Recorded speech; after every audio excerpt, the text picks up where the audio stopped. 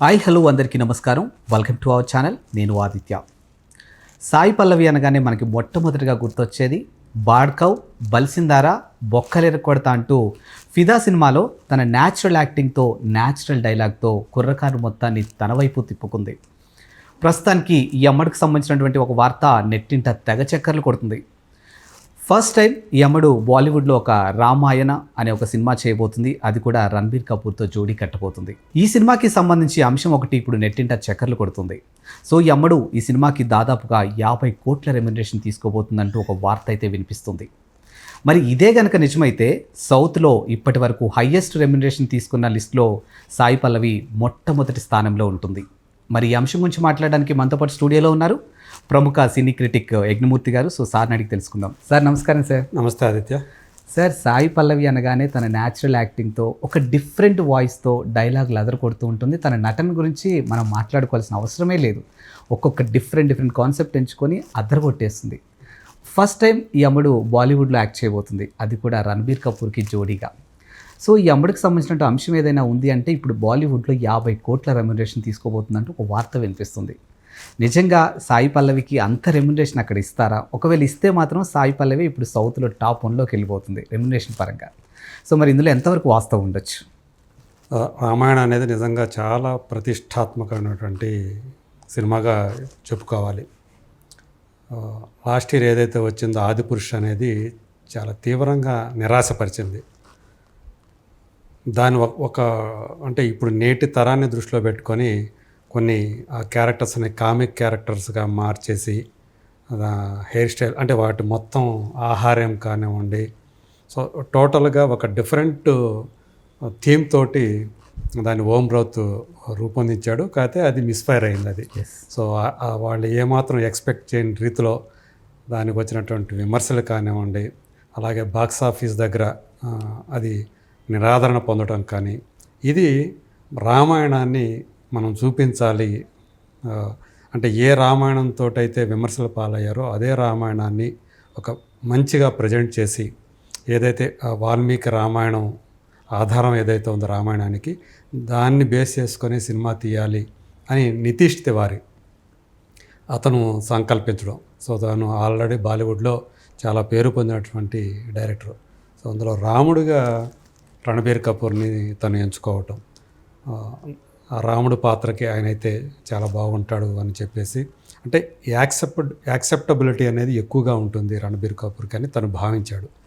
యాక్చువల్గా ఆ టైంలో తను రణబీర్ కపూర్ అనుకున్నప్పుడు సీత పాత్ర ఆలియా భట్ అని చెప్పేసి కూడా తను అనుకున్నారు అప్పుడు. సో వాళ్ళిద్దరూ కూడా బాగుంటారు అని చెప్పి. అయితే ఆల్రెడీ బ్రహ్మాస్త్రంలో వాళ్ళిద్దరూ కలిసి పనిచేశారు. వాళ్ళ నిజ జీవితంలో కూడా దంపతులు అనే విషయం మనకు తెలుసు.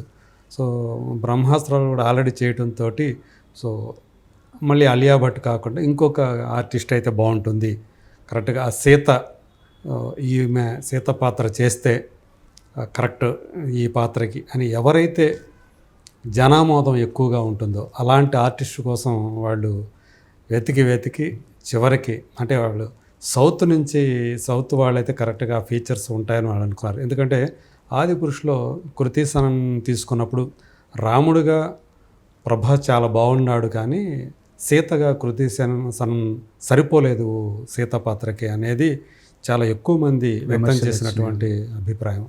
సో అందు గురించి అందులో చాలా పేర్లు పరిశీలనకు వచ్చాయంటున్నారు. సో చివరికి సాయి పల్లవి దగ్గర వాళ్ళ అన్వేషణ ఆగింది అని చెప్పుకోవాలి. సో సాయి పల్లవికి ఆమెకున్నటువంటి ఏదైతే ఇమేజ్ ఉందో ఒక హోమ్లీ ఇమేజ్, సో ఆ అమ్మాయి అయితే అందరూ కూడా ఫ్యామిలీ ఆడియన్స్ అందరూ కూడా యాక్సెప్ట్ చేస్తారు అనే ఉద్దేశంతో ఆమెని ఆ క్యారెక్టర్కి చూజ్ చేసుకున్నారు. అయితే ఇది మొదట్లోనే రామాయణాన్ని ఒక సింగిల్ మూవీగా చేయడం కష్టం, ఒక సంపూర్ణ రామాయణంలాగా. అంటే మనం గతంలో రామాయణం తోటి సినిమాలు చాలానే వచ్చాయి, తెలుగులో కూడా అనేక సినిమాలు వచ్చాయి. కాకపోతే అందులో సంపూర్ణ రామాయణం అనే పేరుతో బాపు గారు తీసినటువంటి సినిమా పూర్తిస్థాయి రామాయణం. అంటే సంపూర్ణ రామాయణం అయినా కూడా అందులో ఉత్తర రామాయణంకి ఏం సంబంధం ఉండదు. సో రామ జననం దగ్గర నుంచి రామ పట్టాభిషేకం దాకా ఆ సినిమాని సంపూర్ణ రామాయణం. సో అది అంటే వనవాసం ఇవన్నీ ఉంటాయి. ఆ వనవాసానంతరం తిరిగి వచ్చి శ్రీరామ పట్టాభిషేకంతో ఆ సినిమా ముగుస్తుంది. సో ఇప్పుడు అయినప్పటికీ కూడా అది చాలా విషయాలను అది చూపించలేకపోయారు అందులో అని చెప్పేసి ఆ రోజుల్లోనే అనుకున్నారు. చాలా ఘట్టాలు చూపించలేకపోయారని. చాలా పెద్ద విజయం సాధించింది. ఎన్టీ రామారావు గారి తర్వాత అసలు శోభన్ బాబు గారిని శ్రీరాముడి వేషంలో జనాలు యాక్సెప్ట్ చేస్తారా అని చాలామంది సందేహాలు వ్యక్తం చేసేటప్పటికీ కూడా ఆ సినిమాలో ఉన్న పాటలు ఇప్పటికీ ఎక్కడో చోట వినిపిస్తూనే ఉంటాయి. రామయ్య తండ్రి అనే పాట ఇప్పటికీ రామయ్య తండ్రి రామయ్య తండ్రి ఆ పాట అందులోదే కదా. సో అజ్జా జనార్దన్ రావు అందులో హనుమంతుడి క్యారెక్టర్ చేయటం, సో సీతగా చంద్రకళ గారు చేయటం, సో చాలా మంచి విజయం సాధించింది. సో మనకు తెలుసు లవకుశ వచ్చింది, కానీ అది ఉత్తర రామాయణం. లవకుశ వచ్చింది ఎన్టీ రామారావు గారిది, అది ఉత్తర రామాయణం. లవకుశల కథతోటి తీసినటువంటి సినిమా. సో అట్లాగే శ్రీరామ పట్టాభిషేకం అనే ఒక సినిమా వచ్చింది, పాదుకా పట్టాభిషేకం అనే సినిమా వచ్చింది. ఇట్లా రామాయణాన్ని బేస్ చేసుకొని సినిమాలు చాలానే వచ్చాయి. తెలుగులో కానివ్వండి, తమిళంలో కానివ్వండి, అట్లాగే హిందీలో కూడా కానివ్వండి. కానీ ఎన్నో దశాబ్దాలు గడిచిపోయాయి. అయినా కానీ రామాయణాన్ని వెండి తెర మీద చూపించాలి అనే కోరిక చాలామందిలో ఉంటూనే ఉంది. సో మధ్యలో రామానంద సాగర్ రామాయణ సీరియల్ని సో దూరదర్శన్ కాలంలో, అంటే ఇంకా ప్రైవేట్ శాటిలైట్ ఛానల్స్ రాని కాలంలో రామానంద సాగర్ రామాయణాన్ని ఒక ధారావాహికగా తీసి ఆయన ఎంత సక్సెస్ సాధించాడో మనకు తెలుసు. అందరూ కూడా ఆ టైంలో దాన్ని అంటిపెట్టుకొని పనులన్నీ కూడా మానుకొని మరీ ఆ టైంకి ఆ సినిమాను చూసిన సందర్భాలు ఉన్నాయి. సో ఇప్పుడు అలాంటి రామాయణాన్ని సో ఒక సమగ్రంగా చూపించాలంటే 2 భాగాలు అయితేనే మనం న్యాయం చేయగలుగుతామని నితీష్ తివారీ అనుకోవటం. అందులో మొదటి భాగాన్ని 2025 వేసవిలో మోస్ట్ ప్రాబబ్లీ ఏప్రిల్లోనే అంటున్నారు తీసుకురావాలనే ప్రయత్నాలు జరుగుతూ ఉన్నాయి. సో అందులో సాయి పల్లవి సీతగా చేయటం అనేది చాలామంది ఇప్పటికీ చాలామంది సాయి పల్లవి అయితే నిజంగా చాలా బాగుంటుంది. తెర మీద వాళ్ళిద్దరూ కూడా రణబీర్ కపూర్ సాయి పల్లవి జోడి కూడా బాగుంటుంది. ఆల్రెడీ అఫీషియల్గా వాళ్ళ బయటికి రాకపోయినప్పటికీ కూడా చాలామంది ఏఐ ద్వారానో ఇంకొక ద్వారానో మొత్తానికి వాళ్ళిద్దరిని పక్కన పెట్టేసి సీతారాముల వేషాలు వేసేసి ఆయన చూసుకుని నిజంగా చాలా క్యూట్గా ఉంది, వాళ్ళ కెమిస్ట్రీ కూడా బాగుంటుంది అని ఆల్రెడీ దాని ప్రచారంలోకి తీసుకొచ్చారు. సో మీరన్నట్టు మరి 2 భాగాలు కాబట్టి చాలా ఎక్కువ రోజులు మనకి తెలిసినంత మేరకే మోర్ దాన్ 1 year అంటే 400 రోజులు పైగానే ఆ సినిమాకి కాల్ షీట్లు కేటాయించాల్సి వస్తుందని చెప్పేసి ఆమెను అడిగారని. సో మరి అంతకాలం కాబట్టి అన్ని వర్కింగ్ డేస్ అంటే చిన్న విషయం కాదు. సో అందు గురించే ఆమె 50 కోట్ల రూపాయలు రెమ్యూనరేషన్ ఇవ్వటానికి నిర్మాతలు సిద్ధపడ్డారని చెప్పేసి ఆ వార్తలు అయితే వస్తున్నాయి. సో అఫీషియల్గా మనకైతే తెలియదు కానీ బట్ మీరన్నట్టు 2 భాగాలు కాబట్టి ఒకదానికి 25 కోట్లు ఇంకొక దానికి 25 కోట్లు. సో ఈ దానికి ఆమె అర్హురాలే అనే చెప్పాలి. ఎందుకంటే రామాయణంలో ప్రధాన పాత్రలు ఆడలే కాబట్టి, సీతారాములే కాబట్టి ఖచ్చితంగా ఆమె ఆ పాత్రకి 100% న్యాయం చేస్తుందని చెప్పాలి. ఇంకొక ఈ సినిమా సంబంధించినటువంటి విశేషం ఏంటంటే రావణాసురుడిగా యష్ మన కేజీఎఫ్ హీరో.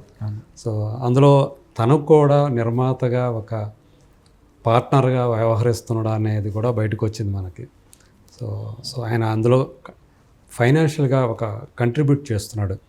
ఇక హనుమంతుడి క్యారెక్టర్ సో సన్నీ డియోల్ ఆ పాత్రను చేస్తూ ఉంటాం.